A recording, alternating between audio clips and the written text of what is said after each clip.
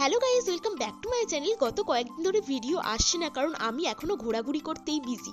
গত 12ই জানুয়ারি চলে গিয়েছিলাম পুরুলিয়া। সকালবেলাতেই এক কাপ চা খেয়ে তারপর রেডি হয়ে বেরিয়ে পড়েছি, পাশেই তৈরি হচ্ছিল খেজুর গুড়, সেটাই দেখতে।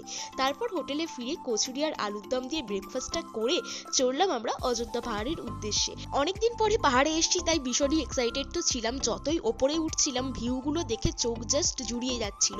পাশেই ছোট ছোট অনেক জিনিসপত্র পাওয়া যাচ্ছিল, সেগুলো একটু দেখলাম।